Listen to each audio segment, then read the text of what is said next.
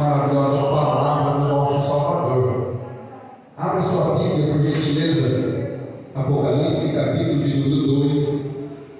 Vamos ler, ou vamos já dar sequência já a partir do verso de número 18, ao qual o texto já foi exposto, né? Já lemos ele aqui.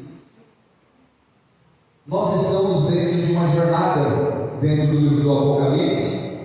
Esse livro com tanto conteúdo, tanto histórico, quanto cheio de revelações também. Já passamos pela igreja de Éfeso, já passamos pela igreja de Esmirna, semana passada passamos pela igreja de Pérgamo, e hoje nós falaremos sobre a igreja de Tiatira. A igreja de Tiatira, ela é uma igreja bem interessante. De todas as igrejas ao qual foi direcionada essa carta, seja ela Éfeso, Pérgamo, Sardes, Laodiceia, Filadélfia, entre todas essas, a igreja de Tiatira, a cidade de Tiatira, era menos importante, porque a cidade de Tiatira, ela não tinha nenhum alvo político, nenhum grande deus ali ao qual se destacava. Tinha, né, o politeísmo ali dentro, mas não era como Pérgamo, não era como Éfeso, não era como Laodiceia, ao qual nós vamos chegar. Era uma cidade que ela tinha uma função. A função dela era uma função no contexto de um exército, era um quartel-general, porque para se invadir a capital na Ásia Menor, que era a cidade de Pérgamo, tinha que primeiro se passar por Tiatira. Então, Tiatira, ela era só conhecida porque era uma cidade que ficava antes de Pérgamo. Jesus escreve para essa igreja que, dentre todas aquelas, aparentemente era a que tinha menos valor. Só que o interessante é que, se você reparou na leitura, ela é a que recebe a mais longa contextualização verbal de Cristo Jesus. De Éfeso, Pérgamo, Sardes, as 6 igrejas, todas elas têm um teor reduzido de exortação e de elogio. Tiatira é a igreja que recebe maior quantidade de fala. A igreja de Tiatira, Deus deixa muito bem claro que aos olhos de todos que estão olhando para você, você só serve para alguma coisinha, mas para mim você tem muito mais valor do que o mundo acha que você tem. Jesus vem falando abertamente para a igreja de Tiatira: você não é esquecida, você não tem só uma função, você é lembrada por mim e você tem muitas outras funções. Isso daí, quando a igreja de Tiatira, que estava lá dentro, viu essa carta, desde já ela já se sentiu querida por Cristo Jesus. Quem foi que estabeleceu a igreja dentro da cidade de Tiatira? Quantos aqui lembram da Lídia, a vendedora de púrpura, que nós falamos lá em Atos dos Apóstolos, lá em a Carolina? Tá vendo? Lídia, a vendedora de púrpura, muito provavelmente foi ela a mulher que instituiu a igreja dentro da cidade de Tiatira, porque Tiatira ela não era conhecida por algo político, mas ela era conhecida como uma cidade de comércio.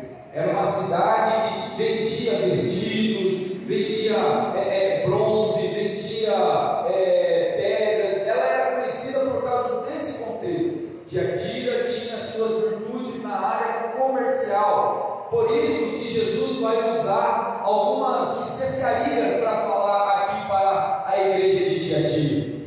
A igreja de Tiatira, ela é uma igreja que era conhecida também, sabe por quê? Por causa dos seus grêmios ou sindicatos que nós conhecemos hoje. Então, o sindicato metalúrgico, o sindicato dos pedreiros, sindicato dos faxineiros, sindicato de tudo. Foi ali dentro de Tiatira que foi se desenvolvido essa ideia do sindicato, dos grêmios. Aí você vai começar a compreender qual era a dificuldade que aquela cidade ou que aquela igreja estava começando a ter ali dentro daquela cidade. Porque para um comerciante que trabalhava com venda, que tinha seu negócio, era praticamente um suicídio financeiro de um grêmio, de ele não participar de um sindicato. E geralmente cada sindicato adorava-se um Deus. Cada grêmio tinha um Deus ao qual ele precisava adorar para fazer parte daquela máfia ou daquele grupo, para que um pudesse ajudar o outro a se levantar. O dilema da cidade de Tiatira era: ou eu me corrompo e adoro outro Deus por causa do benefício financeiro, ou eu passo dificuldade financeira, mas me mantenho íntegro na presença do meu Salvador. A cidade de Tiatira estava em um impasse, ou na verdade a igreja na cidade de Tiatira estava em um impasse. E às vezes nós passamos também essa dificuldade. Às vezes nós estamos em um ciclo de trabalho aonde muitas das vezes nós somos obrigados a tomar uma decisão. Ou eu me corrompo para eu manter o meu trabalho, ou eu perco o meu trabalho, mas mantenho a minha fidelidade. Se você estivesse lá na igreja de Tiatira, qual seria a sua opção? Agora vamos sair lá de Tiatira e vamos chegar aqui em Monte Alto hoje. Qual será a sua opção se um dia você cair nessa encruzilhada? Você se manteria integral à sua fidelidade ao Senhor Jesus, ao ponto de você perder o seu emprego, perder a sua fonte de renda, para se manter íntegro, reto e se desviando do mal? Talvez agora abertamente você fale: eu faço. Mas será que naquela hora faremos mesmo? Será que seremos? Eu postei um vídeo essa semana de uma pessoa que foi entrevistada. Se entrevistava ela o seguinte: o entrevistador fazia uma pergunta assim: você apoia o aborto? Aí a pessoa que estava sendo entrevistada, ela falou assim: não, eu não apoio o aborto. Não, a primeira pergunta dela, a resposta dela foi assim: não, eu apoio sim, eu apoio o aborto. Aí a pessoa que estava entrevistando falou assim: ó, desliga a câmera aí. Nossa, aconteceu aqui, eu estou querendo chamar mais atenção. Se eu te der R$20, você pode falar o contrário daquilo que você me falou agora? Sabe qual foi a resposta da grande maioria das pessoas? Claro, não vejo problema nenhum, me dá os R$20 aqui. Aí a pessoa recebeu os R$20, ele dá uma resposta ao contrário, e o entrevistador fazia uma pergunta: o que você acha dos políticos da cidade do Brasil? Qual era a primeira resposta da pessoa? Tudo corrupto, tudo ladrão. Aí sabe o que ele perguntava para a mulher ou para o homem? E você se considera um corrupto? Eu? Não considero corrupto, não. Irmãos, é muito fácil falar dos políticos sendo que nós não estamos lá. Mas será que se alguém chegasse com 1 milhão agora no teu bolso, será que você não se corrompia? Nesse contexto de um evangelho triunfalista, nesse contexto de um evangelho onde aquele que tem bens materiais é que está sendo abençoado, nós pastores estamos esquecendo de ensinar a igreja a ser fiel, mesmo perante a morte. Se nós negamos a nossa fidelidade por causa de mamon, quanto mais por causa da nossa própria vida, que nós achamos que é vida. Isso daqui, a igreja de Tiatira tomou um impasse, porque o evangelho chegou naquela cidade e eles chegaram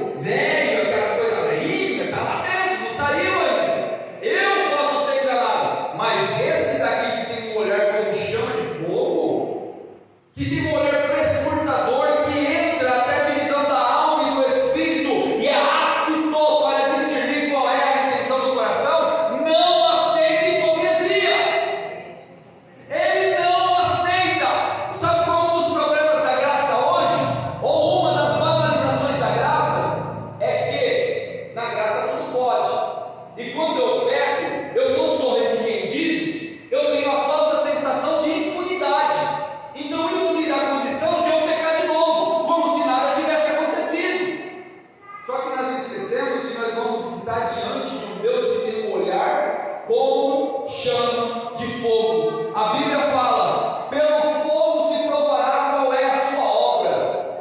Pelo fogo Deus vai revelar qual é a intenção de cada coração. Se for de madeira, palha e ferro, se queimará.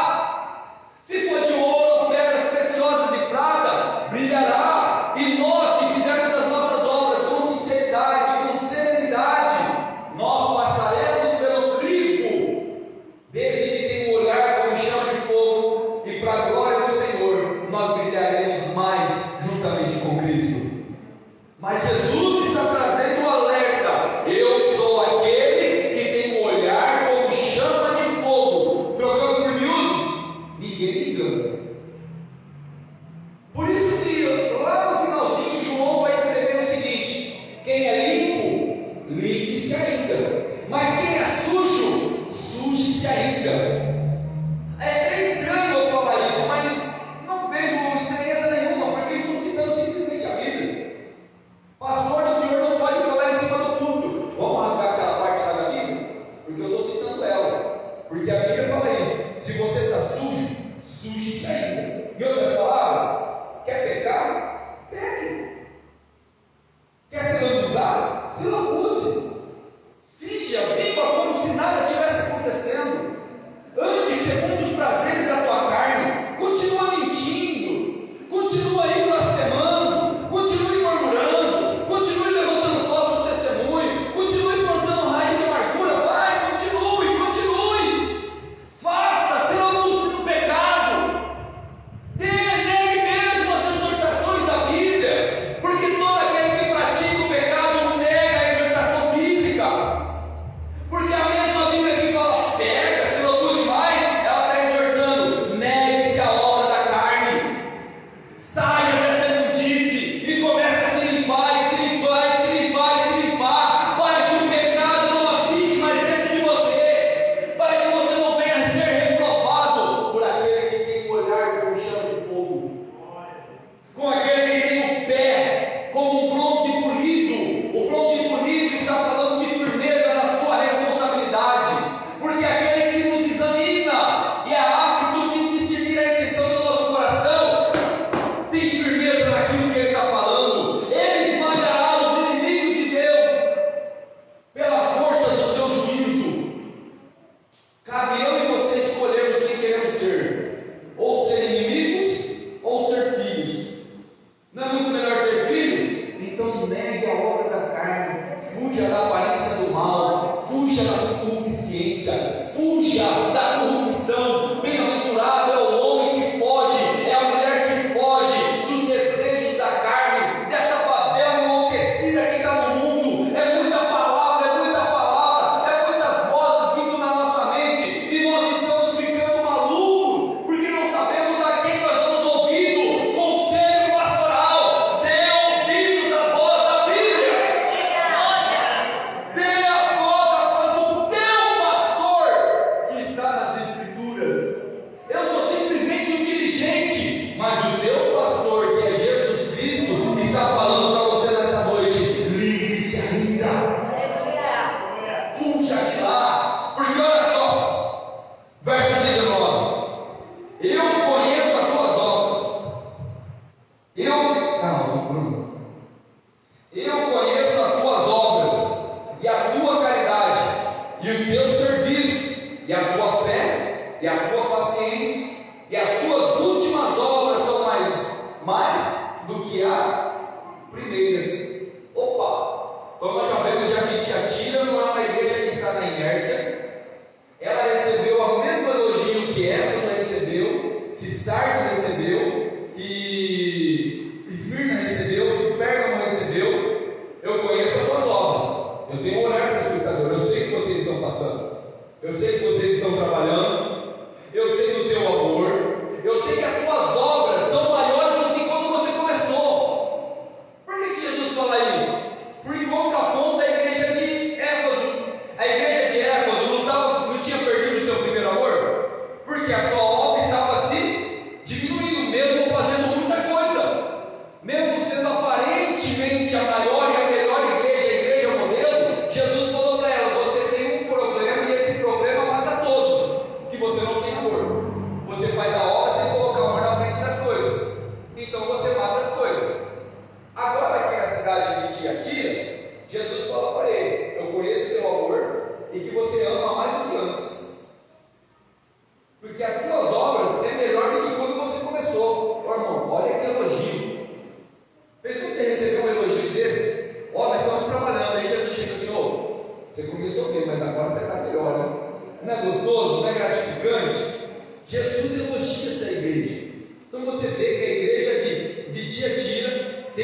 vencido a corrupção, tem vencido a murmuração, tem vencido os obstáculos culturais e tem transpassado para o mundo o que é ser igreja. Porém, todavia, nós vamos ver dentro dessa carta que em toda a igreja do mundo, grave isso aí no seu coração, grava no seu coração para você não esquecer. Está gravando aqui também, quando você esquecer, você acende de novo. É assim: toda a igreja do mundo tem crentes que estão salvos, tem crentes que estão na berlinda e tem crentes que estão condenados. A igreja vai bem, a igreja vai mais ou menos e a igreja vai mal. Em todos os lugares do mundo, existe crente fiel, existe crente variado e existe crente infiel. Então você pode ir em qualquer outro lugar do mundo, você vai encontrar isso. O que você tem que fazer é você não cair na variação, é você se policiar para tentar no máximo ser um crente fiel. Não importa onde você chegue, mostre a graça de Deus reluzindo na sua vida, para que aqueles que olhem para você não vejam você como uma pessoa simples ou comum, mas que venha a ser uma pessoa que é fiel ao Senhor Jesus, aquela pessoa que fala e que faz, aquela pessoa que compra e que paga, aquela pessoa que dá bom testemunho e cumpre o bom testemunho fidedignamente e é considerada as suas obras melhor agora do que quando começou. A igreja de Tiatira tinha esses três tipos de pessoas. A cidade de Monte Alto tem esses três tipos de pessoas. Em qualquer cidade do mundo você vai encontrar esses três tipos de pessoas. Olha o versículo número 20. Mas tenho contra ti que tolera Jezabel, mulher que se diz profetiza, ensinar e enganar os meus servos para que se prostituam a comer do sacrifício da idolatria. Jezabel, ela é o símbolo da prostituição, não significativa, deixa eu achar uma palavra melhor. Ela é o símbolo da prostituição espiritual. Não é simplesmente físico, não é simplesmente carnal, mas ela também é o símbolo da prostituição espiritual. Jezabel é aquela que chega no ouvido do crente e fala assim: se preocupa com isso não, isso daí não é pecado não. Olha só o que Jezabel estava ensinando na igreja de Tiatira. Como você pode lutar contra Satanás sendo que você não conhece o pecado? Você tem que praticar o pecado para você afundar na graça. Viva mesmo, viva o mundo primeiro e depois, se der tempo, você volta para a igreja. Você já viu alguém assim já? Ou só eu que conheço gente assim?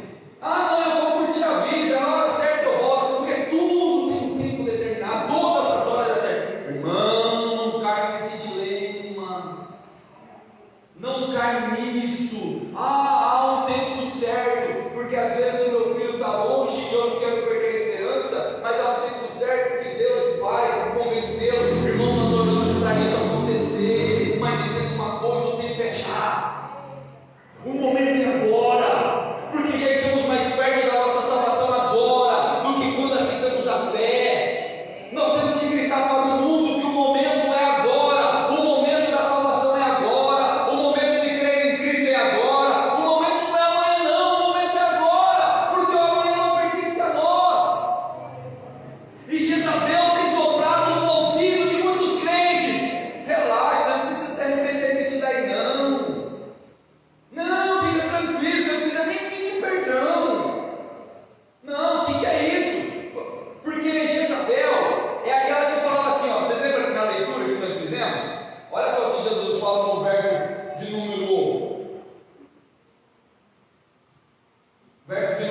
24. Olha lá: mas eu vos digo a vós e aos remanescentes que estão em Tiatira, a todos quantos não têm esta doutrina e não conheceram, como alguns dizem, as profundezas de Satanás, que outra carga vos não porei. O que é essa profundeza de Satanás? É o pecado.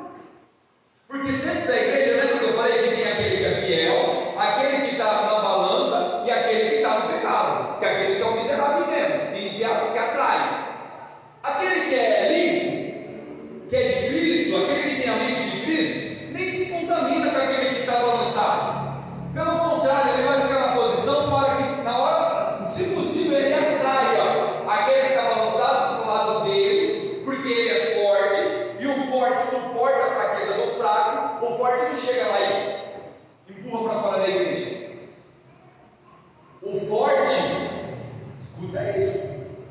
forte, quando entra qualquer pessoa dentro da igreja, pode ser o que for, pode ter feito o pecado que for, o forte vai catar ele, vai colocar do lado, não vai se contaminar e vai ajudar aquele camarada ou aquela camarada a se sustentar, se fortalecer e continuar no caminho.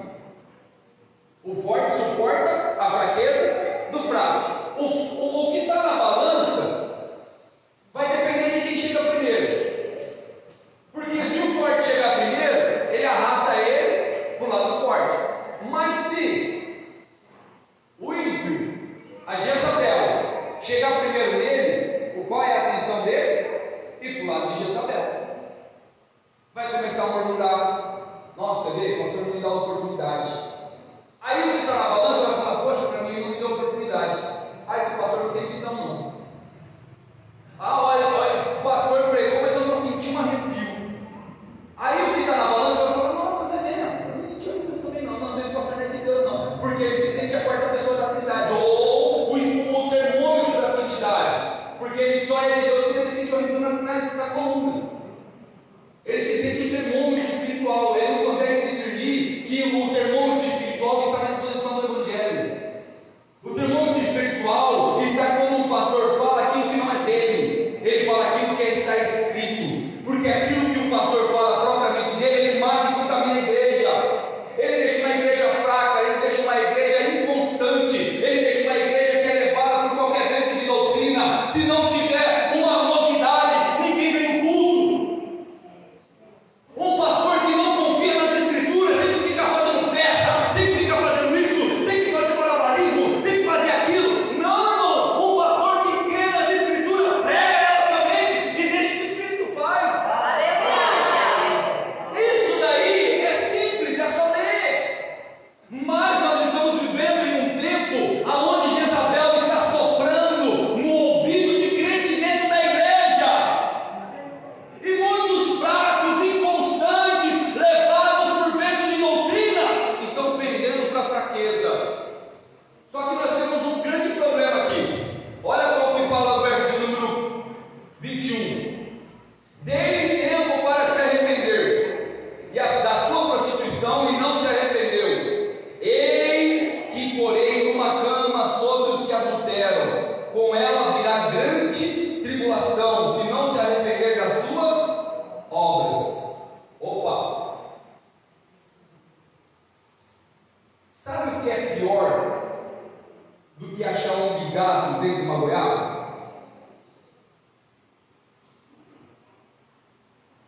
Já se perguntou o que é pior do que achar um bigado dentro de uma goiaba? É achar metade dela. Porque metade já foi para dentro.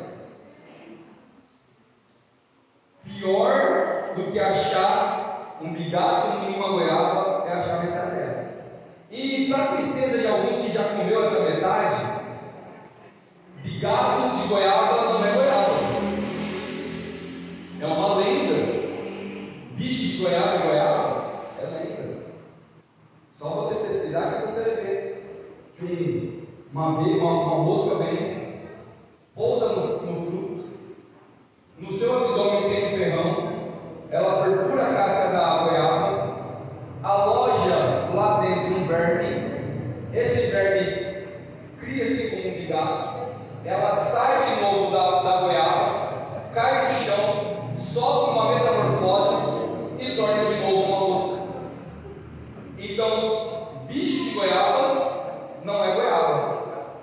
Por que eu estou falando essa ilustração aqui?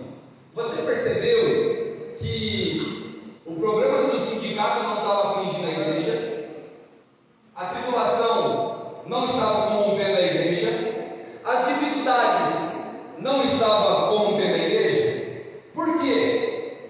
Porque o que vem de fora contra a igreja não a destrói. Os bombardeios de fora contra a igreja não a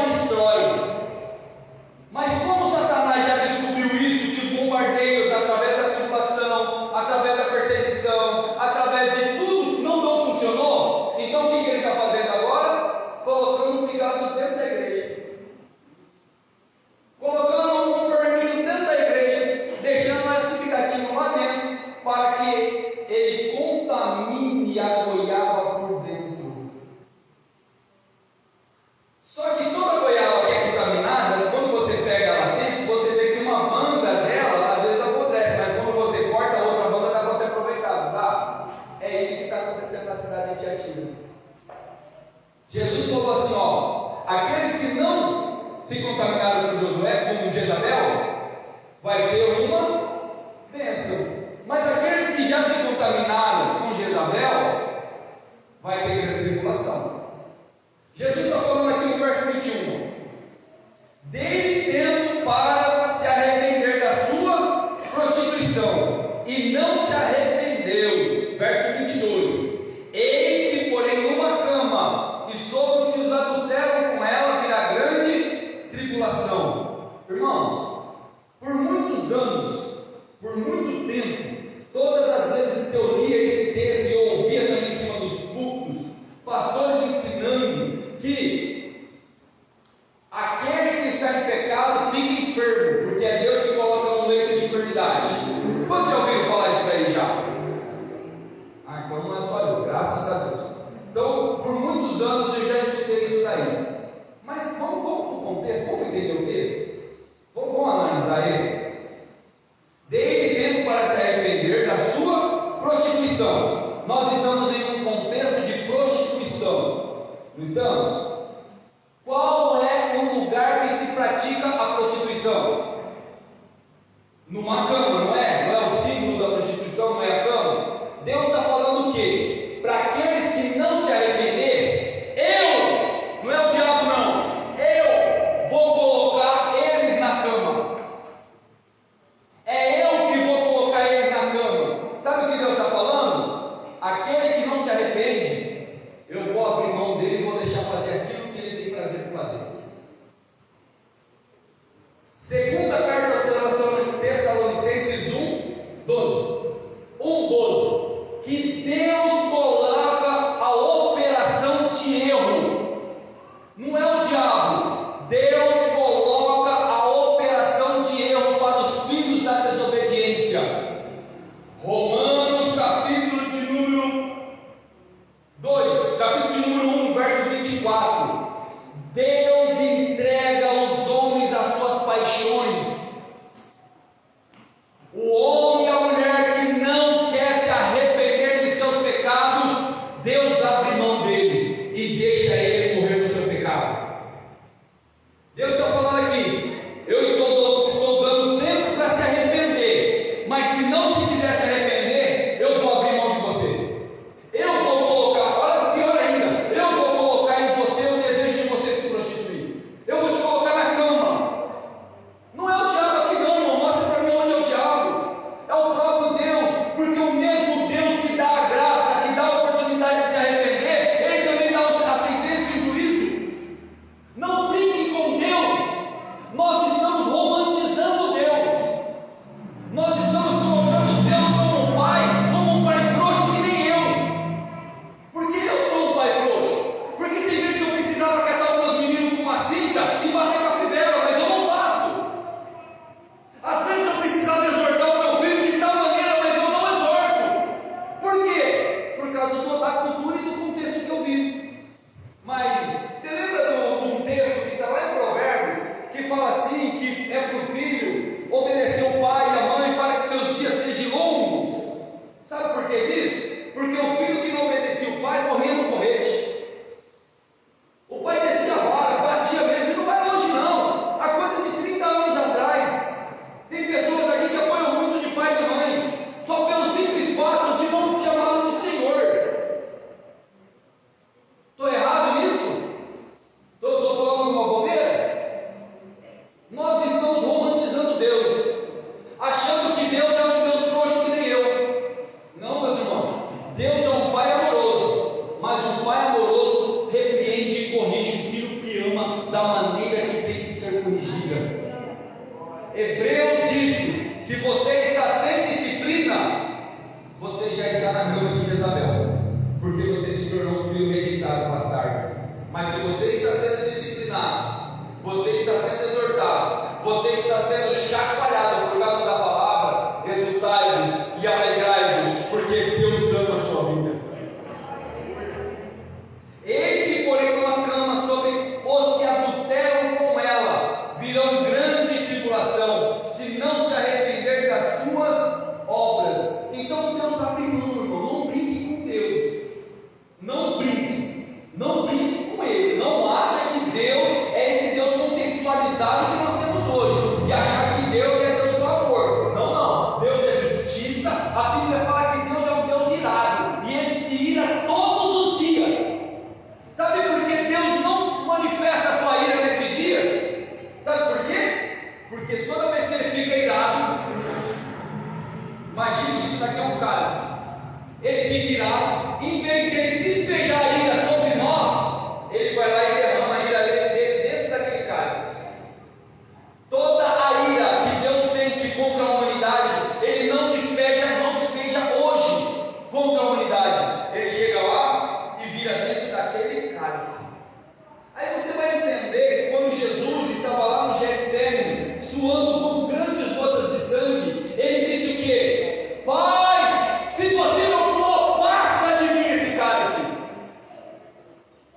O que é que tinha dentro daquele cálice?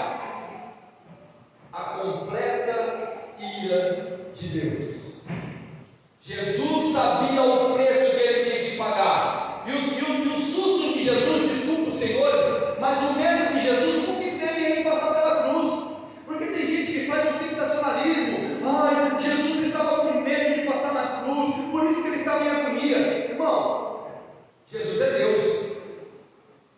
Jesus sabia piamente, com 100% de garantia, o que ele ia passar. Aquilo não foi surpresa, porque ele é o Cordeiro imolado antes ou desde a fundação do mundo. Então nada foi novidade para Jesus. Já Jesus sabia muito bem o que tinha que passar. A única coisa que fez Jesus estremecer e pedir para Deus passar dele foi a ira que estava dentro do cálice.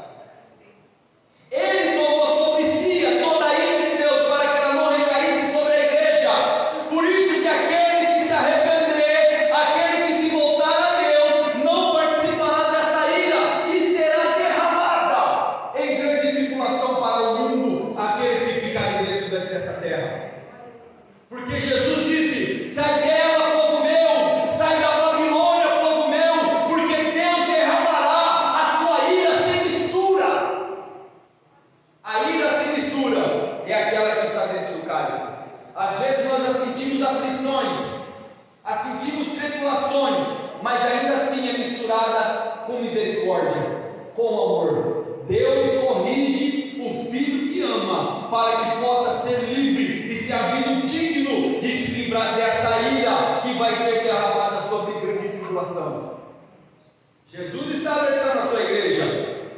Olha o versículo 23. Eu farei de morte, eu ferirei de morte os seus filhos, e todas as igrejas saberão que eu sou aquele que sonda os rins e os corações, e darei a cada um segundo as suas obras. Opa, é o diabo que vai ferir? Como está escrito aí? E ferirei de morte. É Deus falando. E ferirei de morte os filhos, a geração daqueles que ensinam errado. Sabe por que está essa baderna hoje? De muita gente achando que está no céu, mas está longe de ser igreja, por causa desses miseráveis de Jezabel que ficam ludibriando o povo.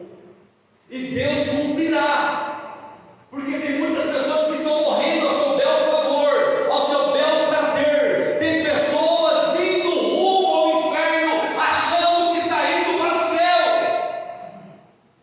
Tem muitas pessoas enganadas e acham ruim quando levanta-se um pastor jogando na cara da igreja que nós precisamos se arrepender. Jesus tem nos amado, nos dando a oportunidade de nos arrependermos agora, porque chegará um momento que não haverá mais nesse momento. Por isso que eu digo: o momento é agora. Pastor, mas faz 50 anos que eu estou na igreja, pastor, eu sou salvo. É nada, irmão. Se não for a graça, se não for arrependimento constante, se não for a abnegação do pecado, se não for o reconhecimento da graça, se não for reconhecer Deus, que Deus não é Deus de bênção, mas também é um Deus de juízo, nós vamos aqui ficar numa ilusão. Nós vamos ficar aqui achando que tudo é uma análise, é um light, é uma paz perene. A paz que Jesus derrama sobre a igreja não é como a paz do mundo, porque a paz do mundo é temporal, é corrupta, é falsa, logo ela se apaga, porque a Bíblia diz: quando lhe disserem a paz e segurança, lhe virá repentina destruição. Mas a paz que a igreja tem, ela transcende céu, terra, hostes, potestades. A paz que o Senhor nos dá transcende tribulação, transcende agonia, transcende falsificação, ela transcende depressão, transcende ilusão. A paz que o Senhor nos deu é inconfundível. Por isso que você que tem a paz não tem que negar e dar a paz para todos. Você já viu aquele crente que fala assim: paz do Senhor, irmão? Ei, paz. Irmão, aquele que é crente dá paz até para frentista de posto. Aquele que tem a paz, dá paz até para o mendigo, dá paz para o rico, dá paz para o rico, dá paz para o macumbeiro, dá paz para todo mundo. A paz é de Deus, não é minha, então eu tenho que dar para todo mundo, porque eu recebi ela, então eu tenho que ter o prazer de passar essa paz. A pergunta que eu fiz na reunião que eu tenho lá no domingo: quando chegam perto de você, o que você exala? Você exala tribulação, fofoca, ou você exala paz? O que você exala? O que as pessoas dizem quando saem de perto de você? Que odor você exala? É o bom cheiro de Cristo? Ou é a maldição? O mau cheiro do mundo? Porque o mundo jaz no maligno. Eu e você fomos chamados não para ser igual ao mundo. Se for para ser igual ao mundo, vamos ficar mundo. Se eu tiver que ficar fazendo carnaval gospel, essas coisas dentro da igreja, vamos pro mundo. Porque quem é sujo, sujo-se ainda. Nós vamos chegar na igreja de Laodiceia ainda, aonde ela fala que aqueles que estão duvidosos serão vomitados da boca de Deus. Então, irmãos, não vai dar tempo de eu terminar essa carta hoje, vou ter que terminar semana que vem. Mas semana que vem eu termino ela e já começo de Sardes. Só para encerrar aqui, ferirei tal, mas eu vos digo a vós, aos remanescentes que estão em Tiatira, e todos quantos não têm essa doutrina, e não conhecem, como dizem as profundezas de Satanás, que outra carga não vos porei, mas o que tendes, retendes até que eu venha. Lembra que eu falei? Existem aqueles que são seduzidos, aqueles que estão balançados e aqueles que não se dobram. Jesus está falando aos remanescentes, aqueles que são fiéis. Irmãos, irmãs, você que não se contaminou, retém fielmente essa verdade. Não se dobre, mantém-se fiel, porque outra carga eu não vou colocar sobre ti. Você vai passar pela prova dando glória a Deus, como dizia o irmão Lázaro. Você vai passar pelas dificuldades, mas não sentirá o vento da aflição. Você vai passar por aflição desse mundo, mas você vai ter bom ânimo, porque eu estarei contigo e te sustentarei até o fim dos séculos. Jesus está falando, e o verso 26 e 25 nós encerra: mas o que tem, retém até que eu venha. Jesus disse o quê? Crie novidades. Foi isso que Jesus disse? Vai lá, faz cultos temáticos. Foi isso que Jesus disse? Vai lá, ensina outra doutrina para aliviar o povo. Foi isso que Jesus disse? Jesus disse o quê? Vai lá e passa a mão na cabeça daquele que está pecando. Foi isso que Jesus disse? Não. Jesus disse o quê? Mantenha isso que vocês estão ouvindo até que eu venha. Mantenha o quê? Continue renunciando às obras da carne. Continue se arrependendo dos seus pecados. Pastor da igreja, continue exortando e trazendo a palavra do Senhor. Pastor da igreja, continue dando esperança para a igreja, que no meio da aflição Deus vai prosperar ela. Pastor da igreja, continue pondo as mãos e trazendo bênção para o meu povo, porque não é você quem cuida deles, sou eu, mas você é um representante. Jesus tem falado: mantenha, guarda, não crie novidades, porque se eu precisar criar novidades para manter o povo dentro da igreja, vamos fechar ela, porque nós estamos igual ao mundo. Porque um pastor e uma igreja que não se satisfaz e não se sacia com o culto familiar e com o culto da palavra, não serve para ser igreja, vai fechar como muita já fechou. Cremos nos milagres. Irmãos, eu acredito piamente no quadrilátero assembleiano. Jesus Cristo cura, Jesus Cristo salva, Jesus Cristo breve voltará. Eu acredito nisso. Eu acredito piamente nisso daí. É por isso que a Assembleia de Deus vai no mundo, marchando com todos os seus defeitos, com todas as suas dificuldades, com todos os seus preceitos errados, como todas as outras tinhas, mas anunciando o Evangelho de Cristo, para que todo aquele que tem ouvido ouça o que o Espírito diz à igreja. Amém, meus irmãos? Semana que vem, então, eu termino o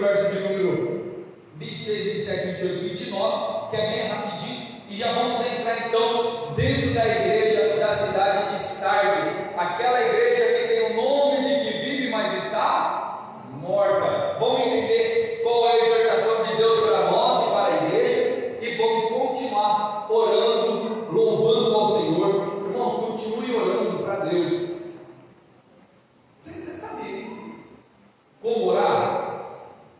Você já parou para pensar como você deve orar? Porque nós já batemos o joelho no chão, já falamos: Senhor, eu quero isso, eu quero aquilo, eu quero aquilo outro. Ô Senhor, tem misericórdia de mim. Ô Senhor, tadinho de mim. Ô Senhor, tadinho. A maioria dos crentes ora assim, por isso que não consegue orar nem 5 minutos. Por isso que é uma dificuldade muito grande de oração hoje. Porque não oram para ter comunhão com o Pai, oram por causa de benefício próprio. Segredo para você aprender a orar. Primeiro de tudo, escreve no papel para você orar, e você vai ser bem sucedido dentro dessa oração. Sempre começa elogiando e exaltando Deus. Gaste lá 10 minutos, 5 minutos, meia hora, 1 hora, o tempo que você achar por bem. Elogie Deus. Fala para Ele das grandezas, mostre que você entende quem é seu Deus. Elogie Ele. Depois que elogiou Deus, começa a agradecer pela tua vida, pela vida dos teus familiares, agradecer pela casa, pelo carro, pelo trabalho, pelo ar. Agradece por tudo.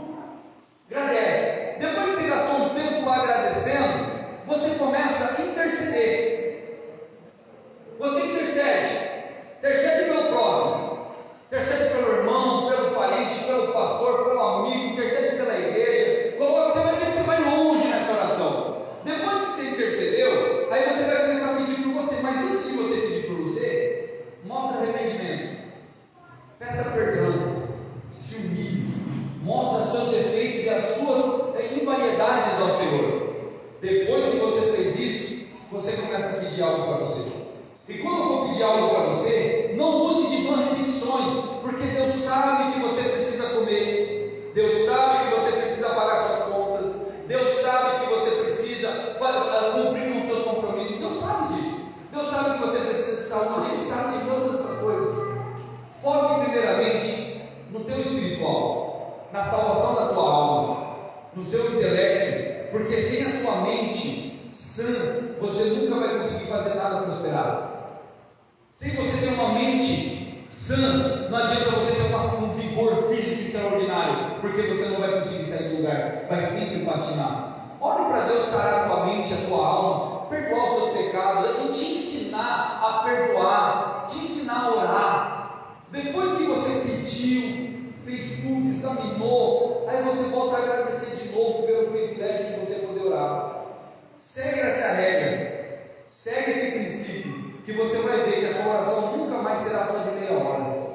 Você vai ver que sua oração nunca mais será de 1 hora. A hora que você perceber, você não vai querer mais levantar da presença do Senhor. Porque quando você começar a fazer com singeleza de coração, Deus vai derramar sobre a sua vida o poder da oração e você não parará mais de querer estar em íntima comunhão com o seu Pai. Você vai estar orando no banheiro, você vai estar orando no trabalho, você vai estar orando debaixo de um sol de 30 graus, você vai estar orando no inverno, você vai estar orando em todos os lugares, porque o teu desejo é estar em comunhão com Deus. Você não vai ver a hora de chegar na tua casa, dobrar os seus joelhos e ter um momento só você e Deus. Irmão, fuja do homem. Fuja, irmão. Fuja do homem, o homem não tem nada para te dar. Vai no pé daquele que pode salvar a tua alma, que pode te sarar e pode te prosperar verdadeiramente, porque prosperidade não quer dizer dinheiro, prosperidade quer dizer colocar a cabeça no travesseiro, dormir, é você ter uma saúde, é você ter seus bens, é você ter seus filhos na presença de Deus. Irmão, nós temos a maior prosperidade do mundo, os nossos filhos estão aqui, nós estamos aqui, nós servimos um Deus vivo. E Deus, por sua graça, suprirá todas as suas necessidades. Amém, meus irmãos? Desculpa tomar mais esse minutinho, mas eu acredito que foi necessário.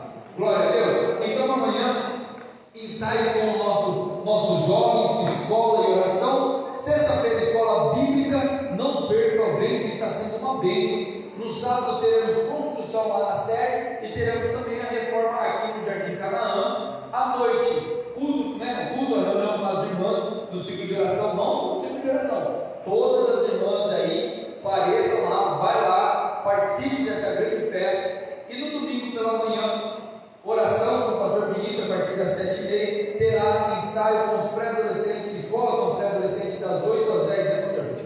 das 8 às 10, terá um café da manhã muito bom aqui para eles. Não se preocupe, o pai vai estar bem alimentadinho para aproveitar as duas lições.